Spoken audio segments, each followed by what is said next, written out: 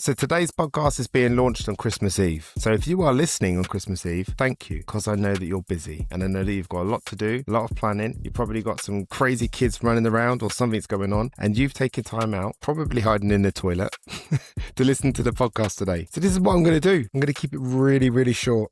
Today is literally an offering you a survival toolkit for Christmas, because let's just call it what it is. For some people, Christmas is magical. It's their favourite time of the year. For others, it's hell on earth. For others, it's absolutely hell on earth. You're surrounded by all of the people that created these emotional triggers that you have, and they know exactly what button to push and when to push it, and it can feel like a matter of survival.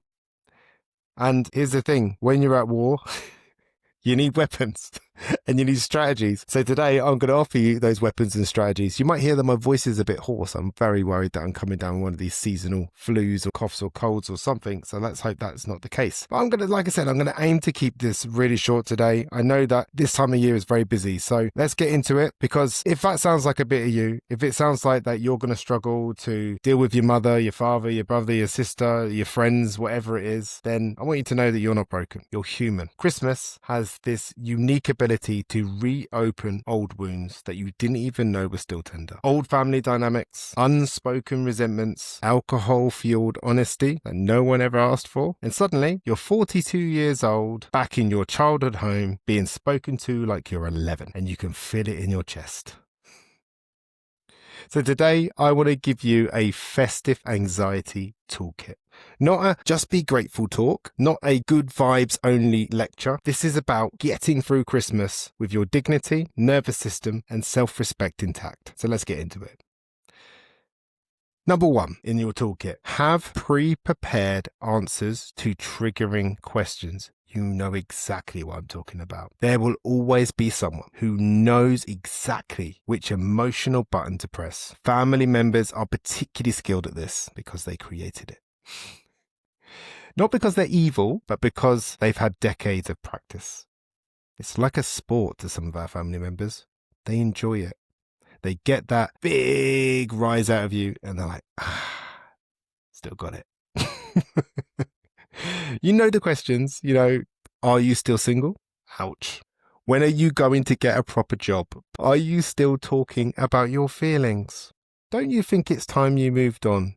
These are just a few. See, here's a mistake most people make. They think they're going to handle it in the moment. You won't. Because when you're triggered, you're not responding, you're reacting. So instead, prepare neutral, closed responses in advance. Not explanations, not defenses, not emotional dissertations. Simple, polite, final. Here's some examples. I'm actually really happy with where I'm at. That's not something I want to talk about today. I've got it handled, thank you. I'm here to enjoy the day. That one might sound a little bit passive-aggressive, but it works. And here's the key skill most people overlook. You are allowed to walk away. You don't owe anyone access to your nervous system. Sometimes the best thing to do is go and play with the dog. Go and sit with the kids and help them do their Lego. Go for a walk. Be the one that pops to the shop to get the mustard. Whatever's been forgotten, because there was always something. Feel free to walk away. Give yourself time away. Go and spend an extra long amount of time in the loo. Whatever you need to do. But if you need to walk away, if it all becomes too overwhelming, give yourself permission now to just walk away. Maybe tell your partner. That might be something that happens so they can run interference. Whatever it is, work as a team. Number 2, let go of resentments before they hijack you. Let me explain resentment like this. Imagine your patience normally sits around a 3 out of 10. When you're holding resentment, that 3 feels like a 7. It's not that you're suddenly angrier, you're just emotionally overloaded. Resentment is exhausting because it keeps your body in a low-grade fight response. So here's the hard truth. Most people are not angry because it's Christmas. They're angry about years of unspoken pain, and Christmas turns the volume up. Letting go of resentment doesn't mean what happened was okay, you're excusing any behaviors, or you're pretending that it doesn't hurt. It means you stop carrying it in your body. That's emotional maturity, not weakness. Number 3, practice mindfulness without turning into a monk, because that probably is not something you want to do. Mindfulness isn't sitting cross-legged whispering affirmations. It's noticing when your mind has left the room. When overwhelm hits, your brain does one of two things. It drags you into the past, or it catastrophizes about the future. Neither is helpful when you're trying to eat roast potatoes in peace. It's just a fact. So gently bring yourself back. Feel your feet on the floor. Notice your breath. Look around and name what's actually happening. Not what might happen, which is a temptation and a well-practiced habit for most people. Not what used to happen, just what's real right now. Overwhelm shrinks when you stay in the present. So that's the practice. When that person says the thing that they always say and you want to go into what you think it means or what it's meant in the past, don't. You can choose to ignore them as long as you can stay in the present. So practice that mindfulness. Number 4, have something to look forward to.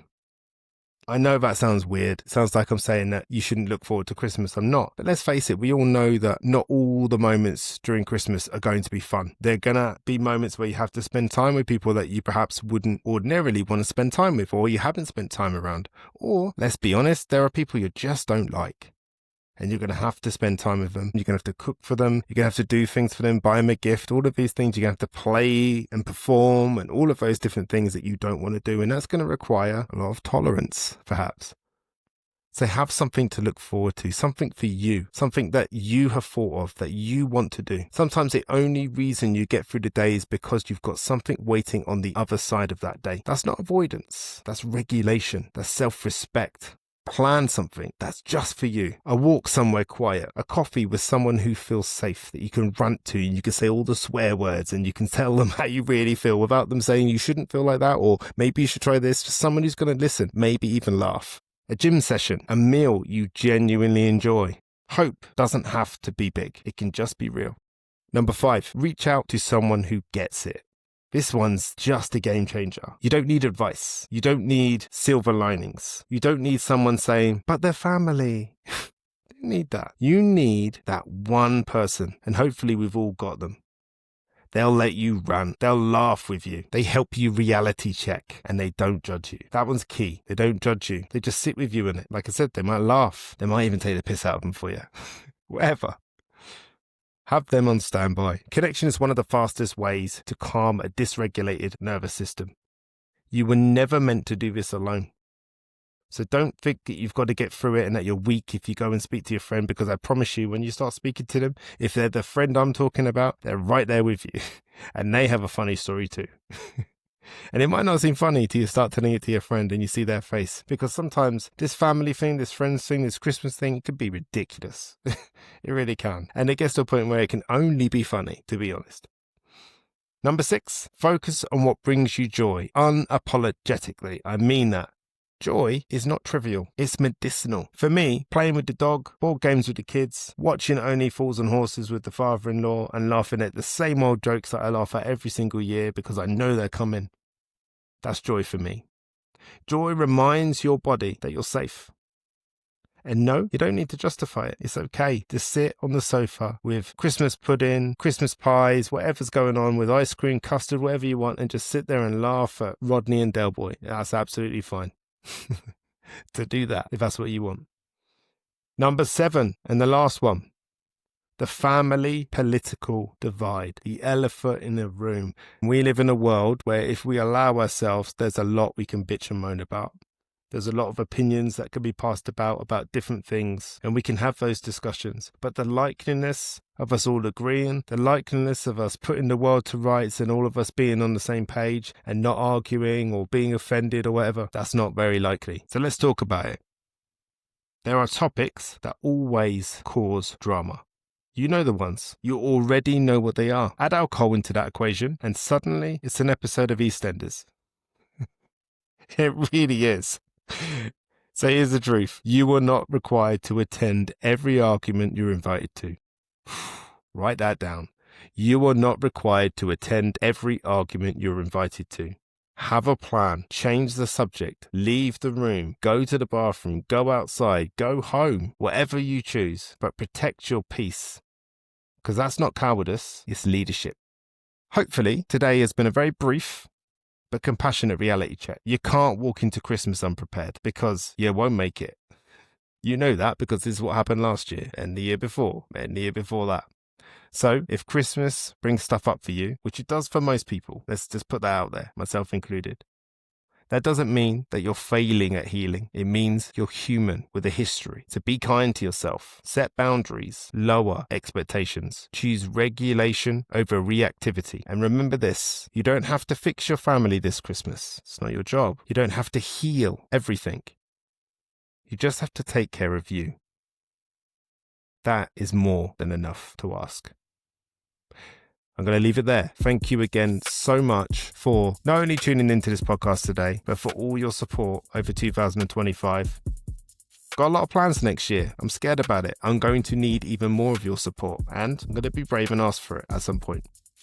But here's something to think about. The self-made course is really changing life. Some of the messages I've been getting, I'm really, really proud of it. And if you want to make some big changes in the new year, if you need help translating how you feel about the way your life is and clearing that mist and working out what you want and start finally taking those steps towards it, then I urge you to check out the self-made course. Because next year could be the year that you've been promising yourself for years and years. Thank you for listening to the John and Lawrence podcast, and I'll see you next week for another episode. Merry Christmas and a Happy New Year.